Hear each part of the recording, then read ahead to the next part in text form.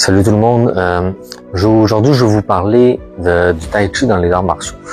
Souvent, on voit plein de choses sur le web, plein de vidéos comme quoi que le tai chi peut être utilisé en combat, puis là, on voit des maîtres qui se font démonter, puis tu sais, les techniques de tai chi sont très mal compris en général de ce que je vois sur le web des personnes.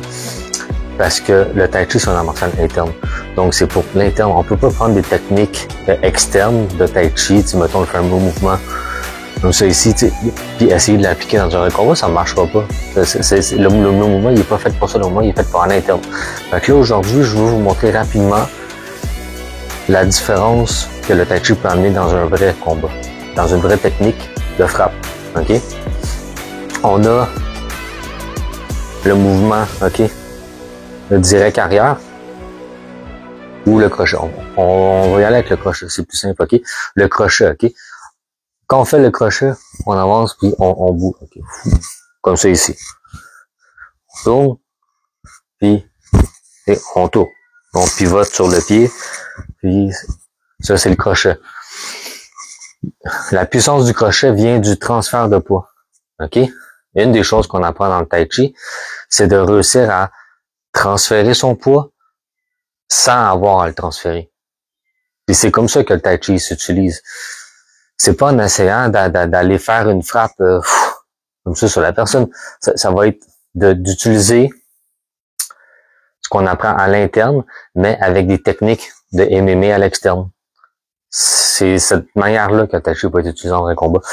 Donc, quand on est dans un crochet et qu'on transfère le poids par en avant pour aller chercher la puissance, parce que la puissance du crochet, ça va être toute la puissance du poids qu'on peut mettre.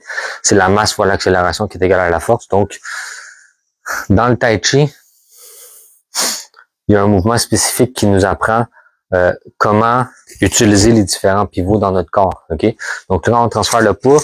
Les hanches sont très, très importantes. OK? On tourne les hanches, c'est ça qui va donner la puissance du coup. Mais, dans le tai chi, on apprend qu'il y a d'autres endroits de rotation. Il y a les hanches, il y a la taille et les épaules, OK? Puis ça, ils doivent se coordonner ensemble. Donc, si je pars mon poing, je tourne les hanches ici, plus haut ici, à ma taille, OK? Si mes hanches tournent vers la gauche, ma taille va tourner vers la droite. OK?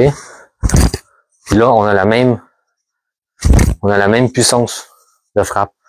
OK? Si j'y vais avec un crochet normal, OK?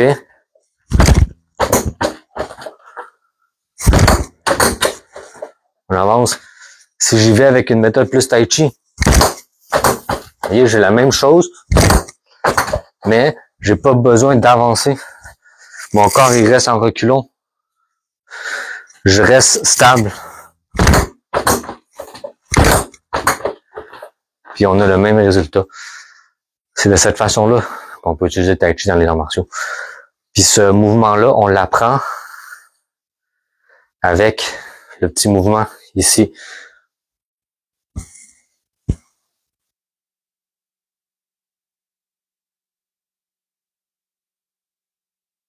C'est un mouvement qui paraît basique, inutile, mais quand on le fait, ici on bouge, là on bouge les hanches. Mais là, rendu ici, les hanches, là, si je bouge mes hanches, je me déséquilibre.